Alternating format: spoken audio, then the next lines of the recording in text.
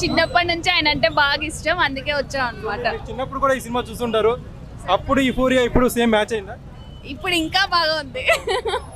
బాగా ఎంజాయ్ చేసాం, background music వచ్చి అన్ని ఎంజాయ్ చేశారు. బాగా ఎంజాయ్ చేసాం. సో పవన్ కళ్యాణ్ గారి ఫ్యాన్ కూడా మీరు?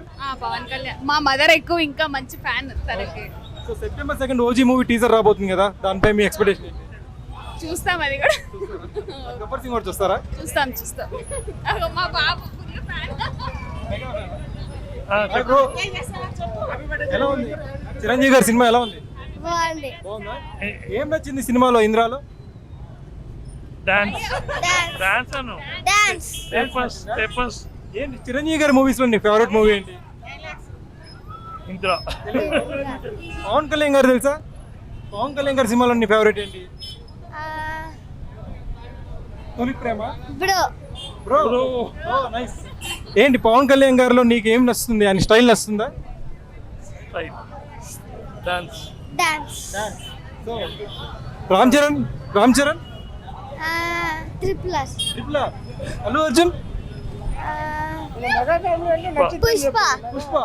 నైస్. 22 ఏళ్ళ తర్వాత ఇందిరా మూవీ రిలీజ్ అయింది కదా, ఎలా అనిపిస్తుంది? సూపర్ చాలా బాగుంది.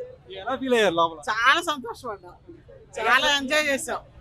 సూపర్. చిరంజీవి గారి ఫ్యాన్ మీరు? ఆయన బర్త్డే కాబట్టి చాలా ఆనందమైంది. మెగాస్టార్ చిరంజీవి గారికి మీరు ఎందుకు ఫ్యాన్? ఆయనలో మీకు నచ్చే అంశాలు ఏంటి? ఆయన గుణమే మంచిది, ఆయన యాక్షన్, ఆయన డాన్స్ సూపర్.